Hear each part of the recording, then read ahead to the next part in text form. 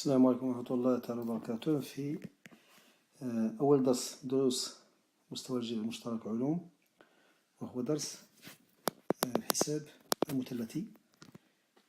بعده سأعطي درس المعادلات المثلثية. في بداية الدرس سنتعرف على الدائرة المثلثية. إذا الدائرة المثلثية هي دائرة مركزها هو أصل معلم أو، مزودة بأصل وهو النقطة إي، وموجهة توجيه مباشر. المنحى المباشر هو المنحى المخالف لحركة عقارب الساعة، وهو هذا المنحى. على الدائرة المثلثية نمثل الأعداد الحقيقية الموجبة والأعداد الحقيقية السالبة. لتمثيل الأعداد الحقيقية الموجبة ننطلق من الإي وننظر في الاتجاه المباشر ونمثل جميع الأعداد الحقيقية الموجبة. لتمثيل الأعداد السالبة ننطلق دائما من إي، من أصل، ثم نمثل الأعداد السالبة. كل نقطة من الدائرة، كل نقطة، مثلا هذه النقطة M ستمثل عدد لا منتهي من الأعداد الحقيقية، وهذه الأعداد تسمى الأفاصيل المنحنية لهذه النقطة. ليكن ألفا أحد الأفاصيل المنحنية للنقطة M. قوس ألفا هو أفصول M بالنسبة إلى المعلم.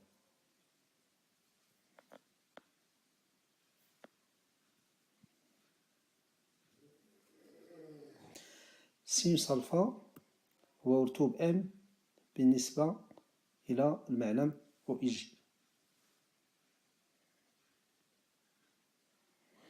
إذا النقطة M زوج إحداثيتها في المعلم OIG هو كوس ألفا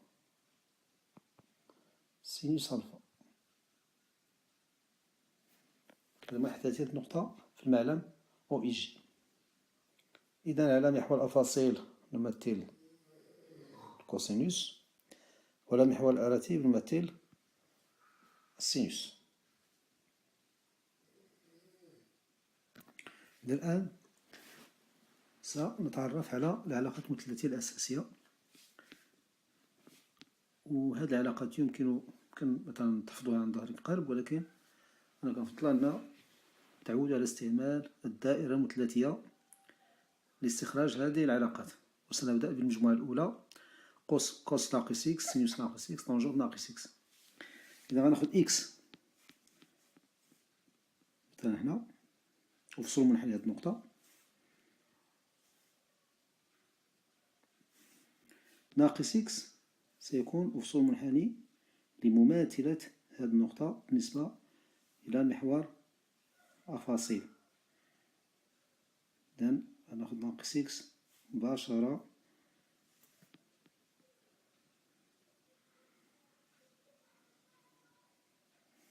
هنا، ناقص إكس.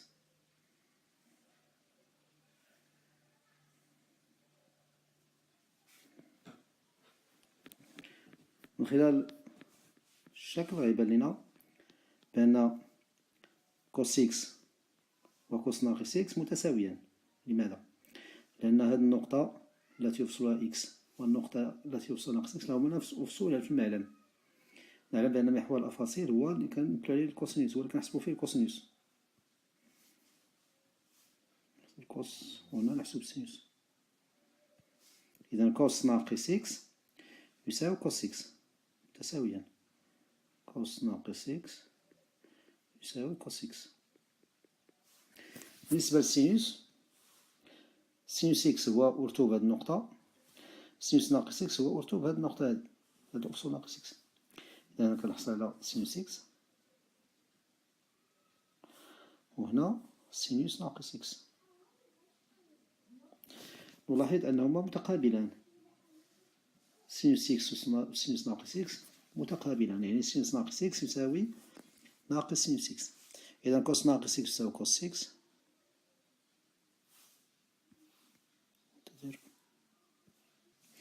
سينوس ناقص إكس يساوي ناقص سينوس إكس.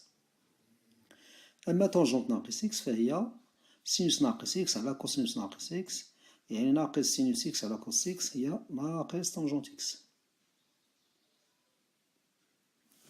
وهكذا نحصل على العلاقات الثلاث الأولى.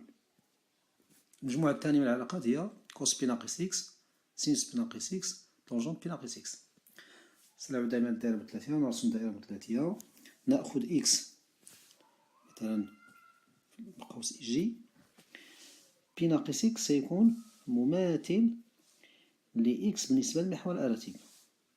لماذا؟ لأن بي ناقص إكس ماذا عندنا؟ بي هو قياس هذه الزاوية، نأخذ بي وهذا وغنقصو منه هاد إكس، إكس هو قياس ديال هاد الزاوية.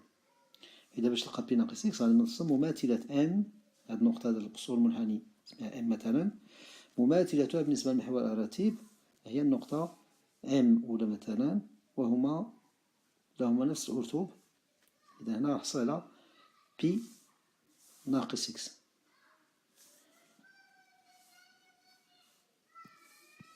بي ناقص إكس.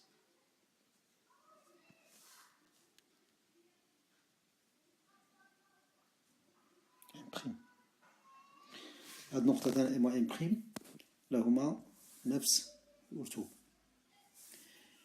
إذن بما أن لهما نفس الأرتوب هذا كيعني أن سينوس بي ناقص إكس يساوي سينوس إكس. إذن سينوس بي ناقص إكس يساوي سينوس إكس. سينوس إكس وهذا يساوي سينوس بي ناقص إكس، تساوي. بالنسبة لكوس، كوس إكس كوس بي ناقص إكس، كوس إكس غيتقرا هنا، كوس بي ناقص إكس غيتقرا هنا، تحدد هنا. بالملاحظة ديال هاد العددين كوس إكس وكوس بي ناقص إكس ألاحظ أنهما متقابلان. إذا كوس بي ناقص إكس يساوي ناقص كوس إكس.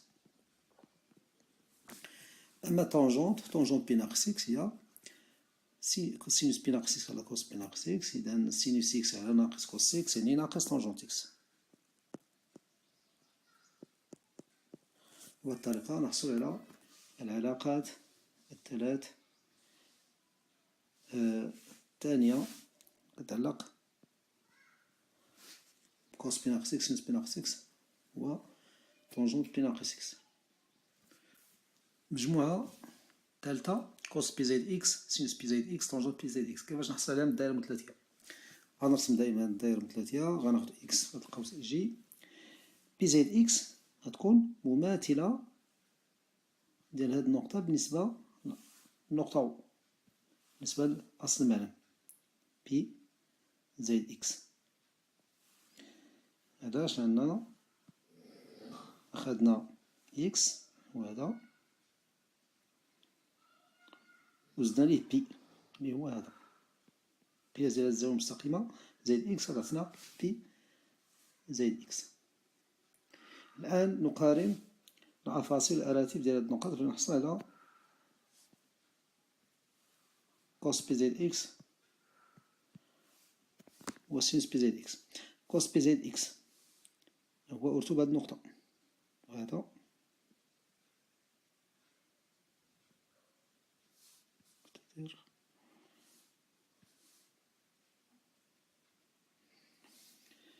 كوس إكس هو فصول النقطة اللي عندنا هنايا. إذا نقارن هنا عندي هنا كوس إكس وهنا كوس بي زائد إكس، العددان متقابلان. إذا كوس بي زائد إكس تساوي ناقص كوس إكس.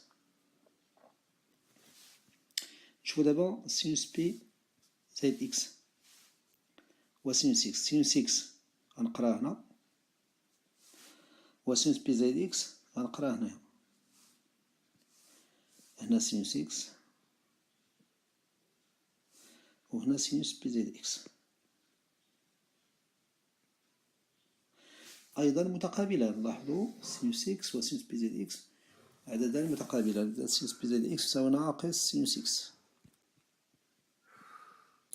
بالنسبة لطونجونت بي زد إكس هذه كنحسبو سينوس بي زد إكس مقسومة على كوس بي زد إكس، يعني ناقص سينوس إكس على ناقص كوس إكس ناقص تختزل تبقى لنا سينوس إكس على كوس إكس، يعني كتساوي طونجونت إكس. بهذا الشكل نحصل على المجموعة الثالثة ديال العلاقات المثلثية. ولدينا أيضا علاقات أخرى. كوس بي على جوج ناقص إكس تساوي سينوس إكس. سينوس بي على جوج ناقص إكس تساوي كوس إكس. هذه كتحول الكوس لسينوس والسينوس كيتحول لكوسينوس.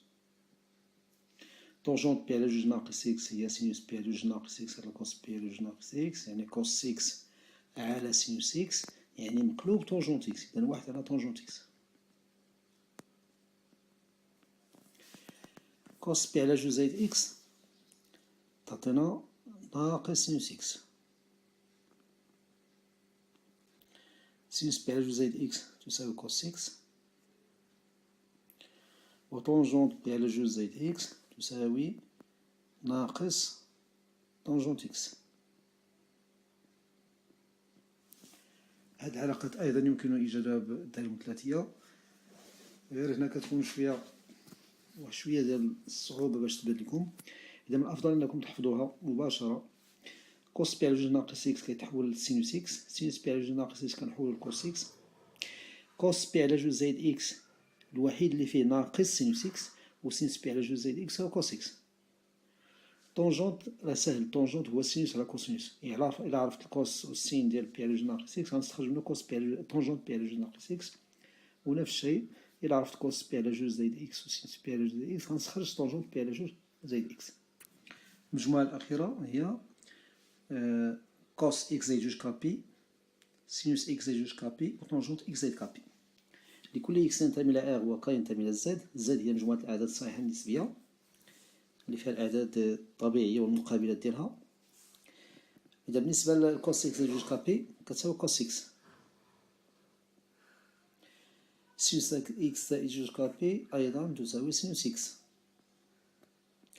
وطونجونت إكس زائد كابي تساوي طونجونت إكس. هذه العلاقات نستعملها في حساب الكوس والسين ديال بعض النسب المثلثية، ونقوم بتفكيكها على شكل إكس زائد جوج كابي. كلما ظهر لنا جوج كابي يمكن أن نزيله، فنأخذ فقط الكوس ديال إكس أو سينوس ديال إكس في حالة إكس زائد جوج كابي. الفقرة الثالثة هي كيف ننشئ النقط التي لديها أفاصيل منحنية رئيسية. كيف نمثل أفاصيل المنحنية الرئيسية على الدائرة المثلثية. الأفاصيل المنحنية الرئيسية، يعني أول أفصول منحنى رئيسي هو الصفر. الصفر يمثل على الدائرة بالنقطة إي. الأفاصيل المنحنية الرئيسية هي الأفاصيل المنحنية التي تنتمي إلى المجال ناقص بي، يعني كتكون على شكل ألفا زيرو ينتمي إلى المجال ناقص بي نصف مفتوح على اليسار، يعني ألفا صفر محصور بين ناقص بي وبي ويخالف ناقص بي. إذن أول أفصول منحنى رئيسي هو صفر. ثاني أفصول منحنى رئيسي غادي نمثلو هو بي على ربعة. بي على ربعة سيكون في منتصف هذا القوس. إذا غنرسم هنا نكمل هذا المستقيم. إذا هنا عندنا بي على ربعة ومنتصف ديال هذا القوس إيجي ناقص بي على ربعة غيكون مماثل ديال بي على ربعة بالنسبة لمحور الأفاصيل، يعني في الجهة الأخرى في القوس إيجي بريم. ننزل ونحصل على ناقص بي على ربعة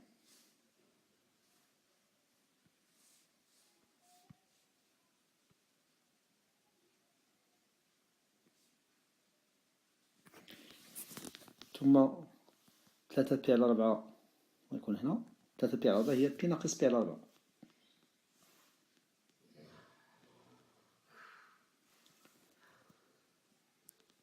وناقص 3 بي على 4 غيكون هنا.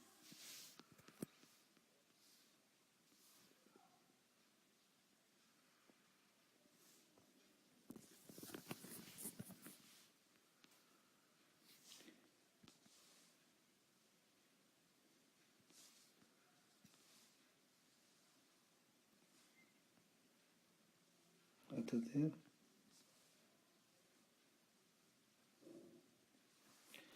إذا الآن مثلنا الأفاصيل بي على 4 ناقص بي على 4 ناقص 3 بي على 4 3 بي على 4. تيبقى لنا الآن بي على 3 و بي على 6. بي على 3 كنعرفو بأن كوس بي على 3 يساوي 1 على 2. كوس بي على 3 يساوي 1 على 2. يعني أشنو هو الكوس بي على 3؟ هو أفصول النقطة. إذا غنمشي من 0.5 1 على 2 أفصول وأصعد إلى أعلى فأحصل على بي على 3.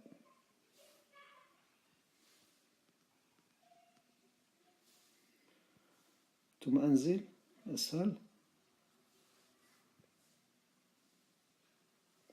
فأحصل على ناقص بي على 3. ثم غنمشي تماثل بالنسبة للمحور الرتيب وغنلقى 2 بي على 3. شنو هي 2 بي على 3؟ هي بي ناقص بي على 3. ثم أنزل هنا وغنلقى ناقص 2 بي على 3. وهنا مثلنا بي على 3 و 2 بي على 3 وناقص بي على 3 وناقص 2 بي على 3. بقى لنا دابا بي على 6 و 5 بي على 6 وناقص بي على 6 وناقص 5 بي على 6. بي على 6 كنعرفو بأن سينوس بي على 6 يساوي 1 على 2. سينوس بي على 6 يساوي 1 على 2. إذا أشنو هو السينوس؟ هو الأرتوب.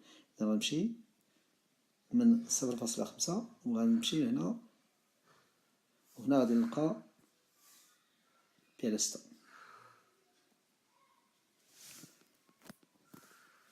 في الجهة الأخرى سأجد بي ناقص بي على 6 اللي هو 5 بي على 6.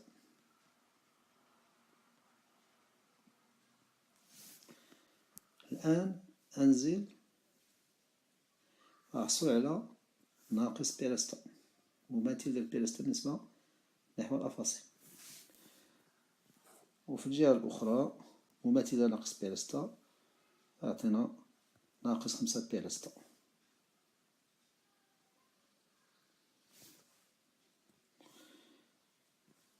إذا هنا كنحصل على الفاصل الرئيسية.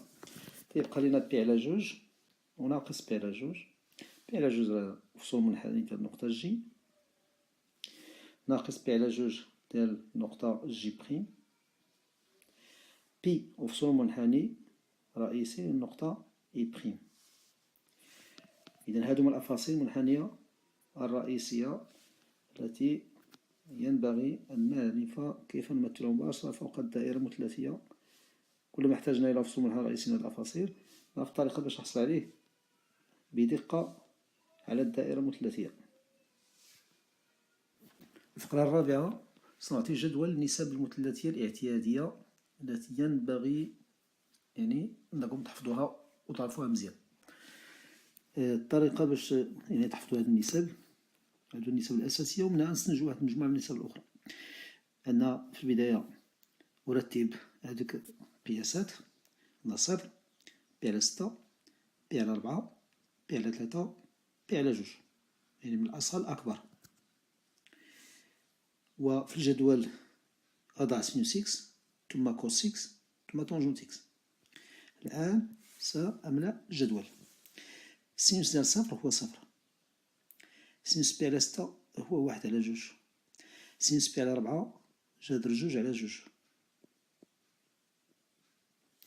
سينوس بي على 3 جذر مربع 3 على 2. سينوس بي على 2 1. إذا 0 1 على 2 جذر 2 على 2 جذر 3 على 2 1. وهي أعداد مرتبة تصاعديا. في الكوسينوس غتاخدو نفس القيم وخدوها معكوسة من أكبر لأصغر، يعني غندير واحد ثم أضع جذر 3 على جوج ثم جذر جوج على جوج ثم واحد على جوج ثم الصفر. النسب دوك القيم اللي لقينا في السينوس كناخدوها مرتبة بشكل تناقصي بالنسبة للكوسينوس. إذا كوسينوس صفر هو واحد، كوس بي على 6 هو جذر 3 على جوج، كوس بي على 4 جذر جوج على جوج، كوس بي على 3 يساوي 1 على جوج، كوس بي على جوج يساوي صفر. طونجونت راه ساهل، طونجونت هو سينوس على كوسينوس. سينوس إكس على كوس إكس صفر على واحد هي صفر، واحد على جوج نقسم على جذر 3 على جوج غنختزلو بجوج غتعطينا واحد على جذر 3 أو جذر 3 على 3. طونجونت بي على 4 هي جذر جوج على جوج مقسوم على جذر جوج على جوج هي واحد. طونجونت بي على 3 جذر 3 على 2 مقسوم على واحد على 2 نختزل به 2 إذا تبقى لنا جذر 3. أما بي على جوج فهو غير معرف. طونجونت بي على جوج لا يوجد، لأن أشني طونجونت هي سينوس على كوسينوس، سينوس إكس على كوس إكس. هنا الكوس منعدم إذا ميمكنش نقسم على واحد على صفر. الآن كيف أحسب الكوس مثلا ديال جوج بي على 3؟ هذا ما عنديش في الجدول. إذا شنو الطريقة؟ هاد جوج بي على 3 غنكتبو بي ناقص بي على 3، كوس بي ناقص بي على 3. وأعلم بأن كوس بي ناقص إكس يساوي ناقص كوس إكس، إذا تساوي ناقص كوس بي على 3، يعني ناقص، وأنظر إلى الجدول كوس بي على 3 هي واحد على جوج، إذا ناقص واحد على جوج.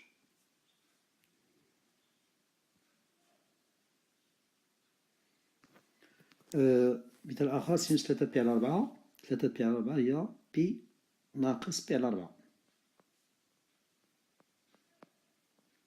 3 بي على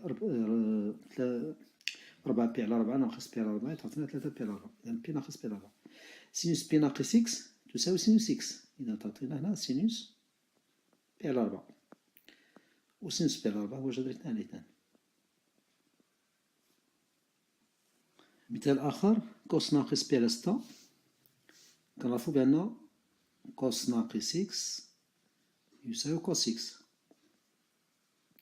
إذا كوس ناقص بي على 6 غيساوي كوس بي على 6 يساوي جذر مربع 3 على 2. سينوس ناقص بي على 4 مثلا، ولا ناقص بي على 3، تنعرف بأن سينوس ناقص إكس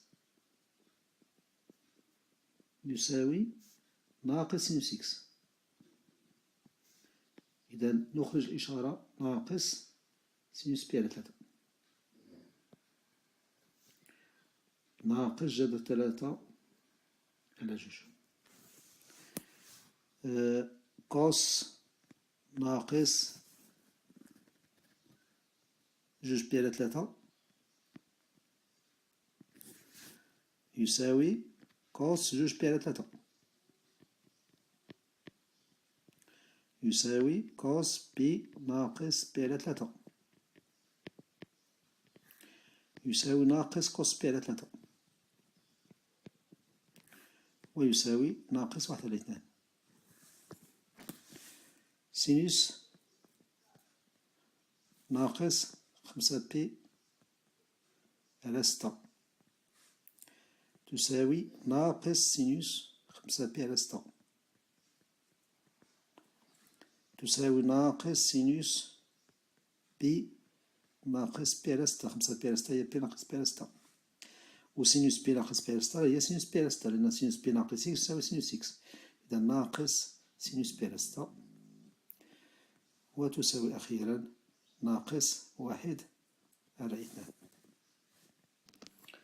طونجونت ناقص بي على 4 تساوي ناقص طونجونت بي على 4، لأن طونجونت ناقص إكس تساوي ناقص طونجونت إكس، وطونجونت بي على 4 هي واحد، إذا ناقص واحد. طونجونت ناقص بي على 4 تساوي ناقص واحد. طونجونت جوج بي على 3 غنكتبها طونجونت بي ناقص بي على 3، طونجونت بي ناقص إكس تساوي ناقص طونجونت إكس، ناقص طونجونت بي على 3.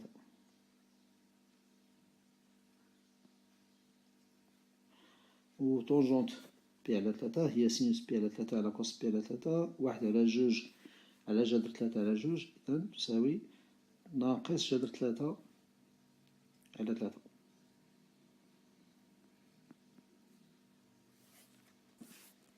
طونجونت 5 بي على 6 تساوي طونجونت بي ناقص بي على 6 تساوي ناقص طونجونت بي على 6